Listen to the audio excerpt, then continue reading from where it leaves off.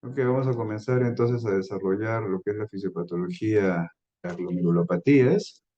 Vamos a desarrollar la estructura, la patogenia y lo que sería principalmente el síndrome nefrótico. Recordar, acá tenemos el ovillo del capilar glomerular que tiene una arteriola aferente y una arteriola eferente. Este es por barrido de electrones. Propiamente está recubierta por el podocito. Acá vemos sus proyecciones tanto primarias como secundarias en cuanto al podocitario. Nuevamente acá tenemos lo que sería el espacio urinario, donde atraviesan las sustancias que finalmente filtran, atravesando estas tres capas de la sangre. La primera en correspondencia, ustedes ya lo saben esto es de fisiología, la capa endotelial que es fenestrada, la membrana basal interpuesta y finalmente la capa más externa que es de los podocitos. Lo vemos lo mismo acá en la microscopía electrónica. Estas serían las proyecciones finales de los pedícelos podocitarios. Esta capa electrónico más densa es la membrana basal y finalmente la capa de la luz capilar. Hablando un poco de la membrana basal glomerular, algunas características que tiene. Esto de acá se correspondería a la membrana basal, y esto sería el podocito, que se está uniendo o adheriendo a la membrana a través de estas integrinas, y que incluso en los pacientes con nefropatía diabética se podrían perder y el paciente podría tener hasta podociduria. Entonces, la membrana basal, fíjense que está compuesta por glicosaminoglicanos aniónicos, que incluye la laminina, el heparansulfato, y esto ya le da una carga electroactiva que te permite justamente seleccionar a las moléculas según su carga, pero también tiene otras como el colágeno tipo 4 que te permite seleccionarlas por el tamaño. El flujo del filtrado se orienta lógicamente desde el plasma, desde la sangre, y se filtra todo menos proteínas y elementos formes, y los pacientes que tienen enfermedad glomerular, como estamos ahorita revisando, tienen como una manifestación cardinal la presencia de proteinuria. Clínicamente esto se va a manifestar con edema, ¿ok? Con presencia de agua en el intersticio, que lo veremos como una huella a la digitopresión que se deja, por ejemplo, en extremidades. Muy bien, así es que hay que entender por eso la fisiopatología del proceso de la proteinuria. Miren acá que de las tres capas que ya hemos mencionado, también hay una capa que no se ve normalmente en la microscopía óptica, que está recubierta por el glicocálice, que sería la que más bien está más cercana hacia lo que se filtra inicialmente desde el plasma. ¿Qué cosas se filtran? Sustancias menores de 18 angstrom o con peso molecular de menos de 10.000 kilodaltons. Y el agua y los solutos pues son muy pequeños y pasan con facilidad. En cambio la albúmina, tanto por el diámetro, también por el peso, que es de 65 kilodaltons, que es lo mismo que decir 65.000 daltons, por eso no pasa. Y además se le agrega que tiene una carga negativa que normalmente hace que se repele su filtración. Entonces, en relación al peso, se supone que tiene que haber una selección de tanto de carga y tamaño y predominará más por el tamaño si es más de 150 kilodalton. Ok, hablando del podocito, desde ya fíjense que yo tengo acá otra estructura que está uniendo los pedícelos podocitarios y que propiamente se refiere al diafragma. Este diafragma está constituido principalmente por una proteína que es la nefrina, que es una proteína transmembrana de anclaje que se ancla justamente a proteínas intradepositarias como la podocina o la alfa-actinina tipo 4. ¿Cuáles son las funciones del diafragma? Tiene una carga negativa también y que mantiene la polaridad celular, da el soporte estructural, modula el filtrado glomerular y también interviene como en la señalización. Lo mismo estamos viendo acá, mantiene la polaridad celular, le da estructura, puesto que se está uniendo a la alfa-actinina 4, interviene en el filtrado, y por eso pacientes que tienen agenesia génica de la nefrina, de la expresión como tal, tienen proteinuria, ¿no? Como la proteinuria o el síndrome nefrótico finlandés que tiene esa característica. Lo cierto es que en condiciones normales, por supuesto, la capa podocitaria, por ser una capa más, interviene en el filtrado y a su vez la nefrina propiamente. Y la señalización y esto que también interviene, lo mismo vemos acá. Esta es la nefrina, cómo se une a las proteínas intrapodocitarios. Acá nuevamente para enfatizar esta integrina que estábamos hablando antes, que se llama beta 1 alfa 3, que permite que se adhiera propiamente a la membrana basal. Lo mismo acá, la nefrina y las proteínas intrapodocitarias como la alfa-actinina 4. Lo mismo acá, nefrina, la alfa-actinina 4, lo mismo, la integrina también la vemos por acá. Muy bien, y la capa finalmente endotelial, que habíamos dicho que a su vez hay una más por fuera de ella que estaría relacionado, o por dentro de ella, mejor dicho, que estaría relacionado al glicocálix. Que se puede ver más bien por inmunofluorescencia, como estamos viendo acá. Acá se está marcando justamente algunos de esos componentes como el lumicán, y que esto en realidad estaría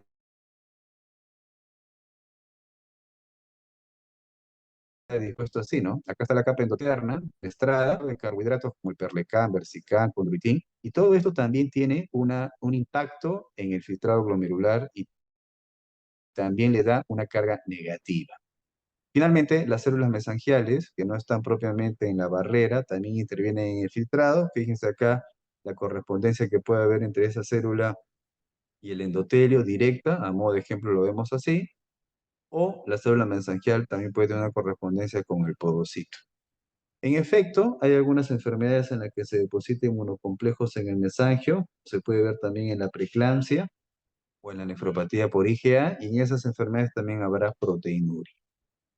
Entonces, cuando hablamos de la patogénesis de la glomerulonefritis, hay factores que propiamente pueden ser desencadenantes como infecciosos, pueden ser lesivos como las gamapatías monoclonales, puede ser que el paciente tenga subyacente un fenómeno autoinmunitario, o puede ser que su misma respuesta inmunitaria también sea muy enérgica y genere una glomerulonefritis, o puede ser propiamente un proceso inflamatorio.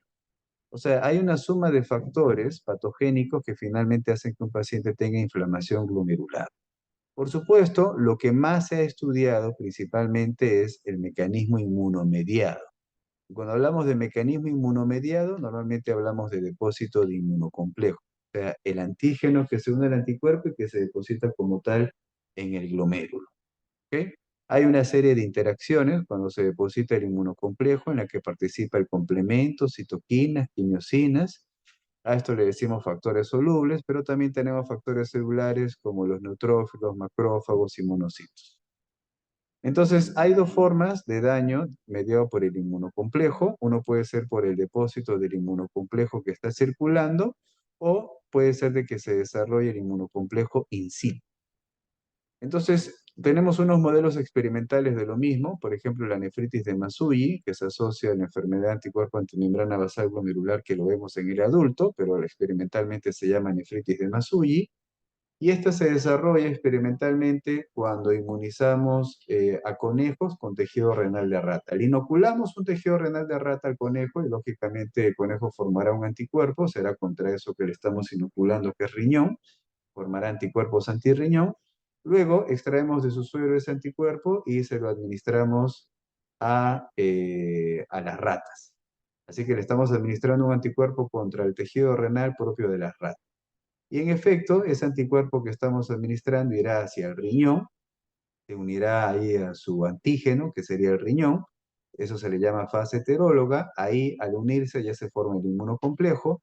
Y luego hay una fase que le llaman autóloga, puesto que esto que estamos administrando, que si bien es un anticuerpo, no deja de ser una sustancia extraña, y esa sustancia extraña también el organismo de la rata reaccionará formando un anticuerpo. Así que se va a formar un anticuerpo contra lo que hemos inoculado, y ahí también se formará otra vez un inmunocomplejo en una fase autóloga. El otro modelo experimental es la nefritis de Heyman. Entonces, en este caso, inmunizamos una rata con tejido renal de otra rata, y luego también se va a formar la unión antígeno-anticuerpo. Se va a desarrollar en este caso una glomerulonefritis membranosa, como se ve, por ejemplo, en los pacientes adultos que padecen de glomerulonefritis membranosa. Y en la rata se ha identificado que el antígeno se llama de Heyman, que está acoplado a la megalina, y en el adulto se ha asociado principalmente al antígeno del receptor de la fosfolipasa A2. Muy bien, entonces, al fin de cuentas tenemos estos modelos. Los modelos de los que estamos mencionando son de los inmunocomplejos circulantes, ¿ok? Acá estamos viendo un antígeno según un anticuerpo, ¿ok? Y este inmunocomplejo formado en la sangre se deposita a nivel renal. Esto puede producirse en los pacientes que tienen lupus, por ejemplo, una enfermedad autoinmune. Y de lo que estamos hablando, por ejemplo, del modelo de nefritis de Masugi, de Heyman, estamos al fin de cuentas induciendo anticuerpos a nivel del plasma, y estos anticuerpos como tal viajan hacia el riñón se unen a una estructura glomerular, que es un antígeno, y ahí se forma el inmunocomplejo in situ. ¿Ok? O sea, de lo que estamos hablando propiamente está relacionado a ese modelo experimental. También podemos tener un tercer modelo en la que el antígeno puede dirigir, no es una estructura glomerular como tal, sino es un antígeno que viaja por sangre y se deposita en el riñón, como muy bien puede ser el virus de la hepatitis C, y luego sobre eso se le forma un anticuerpo. ¿Ok? Acá tanto el antígeno como el anticuerpo han sido circulantes, pero luego se han depositado y el inmunocomplejo se forma in situ. Muy bien. Cuando se activa el inmunocomplejo, ustedes deben de recordar que se activa la vía clásica del complemento, que finalmente conlleva al complejo de ataque de membrana C5b y 9, que forma proteasas, genera incluso apoptosis podocitaria, y eso es importante porque el podocito no se puede regenerar. Se le suman factores inflamatorios, interleuquinas y factores celulares. Acá tenemos lo del complejo de ataque de membrana C5b9, que finalmente va a generar apoptosis podocitaria y pérdida de los podocitos. ¿Cuáles son los factores celulares que intervienen? Bueno, intervienen tanto la célula B, puesto que estamos hablando de la formación de anticuerpos, pero también de la subpoblación linfocitaria Th1 y Th17, o sea, a partir del CD4, porque también genera inflamación. Entonces acá están todos los elementos que intervienen a nivel del glomérulo. Hay inmunocomplejos. Si hay inmunocomplejos, hay autoanticuerpos desde las células plasmáticas, desde la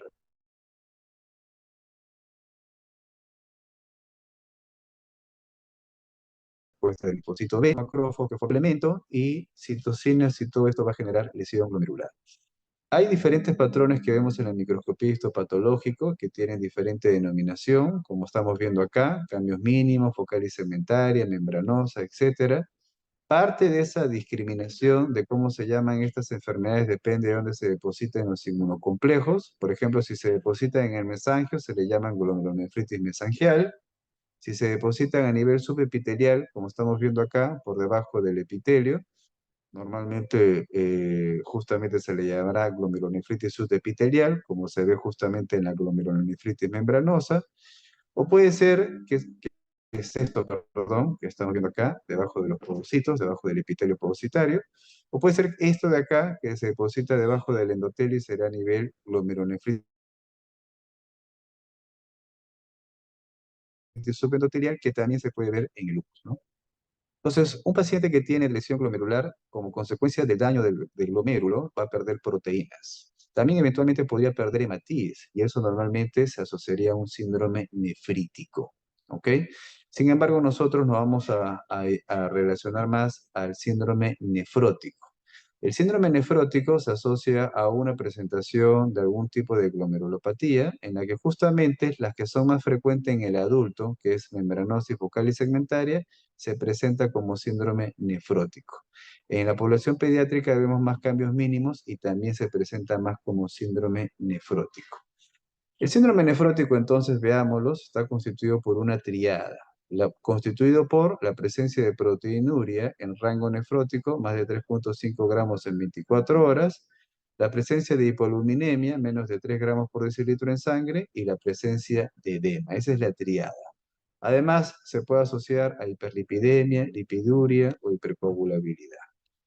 Entonces, hay varias enfermedades que producen proteinuria, unas más que otras. Por ejemplo, amiloidosis y diabetes producen una gran cantidad de proteinuria en orina de los pacientes. Cuando se produce una proteinuria, como estamos viendo acá, miren, esto es en condiciones normales y acá en el síndrome nefrótico, cuando yo tengo finalmente proteínas en orina, resulta que el hígado también de manera compensatoria aumenta su producción hepática de proteínas. Y esto lo digo para ir teniendo en cuenta que también formará más proteínas como la apoproteína, la B100, y esto conllevará a la mayor formación de VLDL y triglicéridos. Cuando se produce la proteinuria, se difieren también proteínas relevantes como inmunoglobulinas, y esto puede generar una predisposición a infecciones, igual al perder complementos como el factor B y C3, o también se pierden proteínas transportadoras de metales como el hierro, el cobre y el zinc, lo cual también puede generar manifestaciones clínicas, ¿no? Incluso esto de acá deben de recordarlo porque interviene como la carga antioxidante frente a los radicales libres. También se pierde proteínas transportadoras de la vitamina D y se puede asociar hipocalcemia y componentes de la coagulación como la antitrombina 3. Ahora, la proteinuria y las enfermedades glomerulares resulta que puede llevar que los pacientes a largo plazo tengan enfermedad renal crónica e incluso lleguen a diálisis. Incluso años atrás, una de las primeras causas de diálisis era las enfermedades glomerulares por la proteinuria. ¿Y por qué ocurría esto? Porque la proteinuria genera inflamación y lesión intersticial. Cuando se filtran más proteínas en el glomérulo, el túbulo reabsorbe más proteínas también de manera compensatoria. Pero esto generalmente puede producir una disfunción lisosomal que finalmente termina en inflamación y en fibrosis. Lo mismo vemos acá. Se filtran proteínas, el túbulo reabsorbe más de manera compensatoria, pero finalmente esto genera un desbalance que hace que se predomine citocinas como el factor de crecimiento transformante beta, que activa más la carga del fibroblasto generando mayor síntesis de matriz o de colágeno y eso genera finalmente fibrosis. También se sabe de que este factor de crecimiento transformante beta evita la maduración de los mesangioblastos, el mesangiocito maduro. El mesangioblasto forma el colágeno tipo 1, que normalmente no se puede degradar con colagenasas en el glomérulo, puesto el que se degrada es el colágeno tipo 4, que habíamos visto en condición normal a través de colagenasas. Así que frente a ese desbalance se fomentaría mayor el depósito de colágeno. El edema, ¿qué podemos decir del edema? Hay dos teorías, la hipovolémica y la hipervolémica. La hipovolémica, digamos de que parte de acá, cuando yo tengo proteinuria, pérdida de proteínas en orina, por lo tanto habrá menos albúmina en sangre. Cuando tengo menos albúmina en sangre, baja mi presión oncótica y en efecto baja, de 30 baja hasta 13, y en efecto esto cumple la ley de Starling y se favorece el desplazamiento de agua al intersticio. Hasta ahí, todo esto por si acaso se cumple siempre. A partir de acá es que a alguien se le ocurrió de que este desplazamiento de agua al intersticio podría inducir hipovolemia. Y en consecuencia de eso, liberar ADH, RAS y el sistema simpático y todo esto retiene agua y sodio. Y esto generaría edema. Sin embargo, esta es la teoría menos aceptada. ¿Por qué? Porque resulta que los pacientes con síndrome nefrótico no tienen hipovolemia, sino hipervolemia. ¿Cómo así? Porque tienen el pectio natriurético elevado, que normalmente se eleva en la hipervolemia.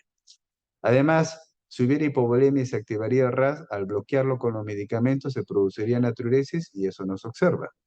Y además, porque cuando se le da ya tratamiento a los pacientes a veces mejoran del edema con los corticoides sin que haya cambios todavía de la albúmina. Por eso es que la teoría que más se acepta es la teoría hipervolémica, que simplemente lo que se dice es de que hay mecanismos que favorecen la retención primaria de sodio y eso genera edema. Entre ellos, por ejemplo, tenemos de que se produce una resistencia al pectio natriurético atrial o se incrementa la actividad de la bomba sodio-potasio ATPasa o de la bomba sodio-hidrógeno en el a nivel del túbulo. Muy bien, y finalmente la hiperlipidemia consiste en incremento de colesterol y de triglicéridos, y lo que ustedes tienen que explicar del motivo fisiopatológicamente es porque alteraciones del metabolismo, ya sea porque se afecta a la que degrada los triglicéridos, que es la lipasa lipoproteica, o al colesterol, que es la lecitincolesterol aciltransferasa. Entonces, para recordar, ahí tienen las apoproteínas, el hígado forma a través de la B100 la VLDL, que por la lipasa lipoproteica forma IDL, va al hígado, nuevamente forma LDL, se distribuye a nivel sistémico, membranas celulares, glándula suprarrenal para la esteroidogénesis, a nivel de los vasos, y todo esto normalmente gracias a la lecitincolesterol transferasa, que normalmente esterifica el colesterol, puede favorecer con el HDL el transporte reverso del colesterol. ¿Ok? Y por otro lado tenemos los kilomicrones, que también son ricos en triglicéridos desde el intestino, y que también al ser rico en triglicéridos sufre la acción de la lipasa lipoproteica y como remanente va hacia el hígado. Entonces, nuevamente acá, la HDL, síntesis reversa de colesterol y finalmente llega al hígado, ¿no? Entonces, ¿qué pasa en el síndrome nefrótico? En el síndrome nefrótico se reduce la lecitincolesterol aciltransferasa y eso hará que aumente el colesterol, acá el LDL, por ejemplo, y se reduce la lipasa lipoproteica y por lo tanto aumentará el VLDL, que es rico en triglicéridos. Ok, otras complicaciones podrían ser el tromboembolismo, la falla renal y las infecciones. El tromboembolismo es porque hay un perfil protrombótico en el paciente con síndrome nefrótico, principalmente porque se pierde proteínas antitrombóticas en orina como la antitrombina 3. Además, por la salida de agua hacia el intersticio también hay hemoconcentración y todo eso también puede promover el perfil protrombótico. Muy bien, entonces para terminar, nuevamente acá a modo de resumen, cuando tengo pérdida de proteínas en orina, habrá a largo plazo reabsorción de las mismas, pero esto genera daño tubular y ERC, enfermedad renal crónica. La proteinuria me produce hipoluminemia, que ya claramente se asocia a edema por reducción de la presión oncótica, y acá tienen que agregar la teoría hipervolémica. Y la hipoluminemia, de manera compensatoria, me lleva a síntesis de proteínas como la ApoB100, que genera incremento del VLDL, que genera más hiperlipidemia. La albuminuria también genera malnutrición a largo plazo y la pérdida de algunas proteínas me llevan a la pérdida de inmunoglobulinas o factor B y C3 que genera más infecciones o por otro lado pérdida de proteínas que transportan hormonas, metales y vitaminas. También se le agrega pérdida de factor de coagulación que me lleva a trombosis. Muy bien, ¿tienen alguna consulta?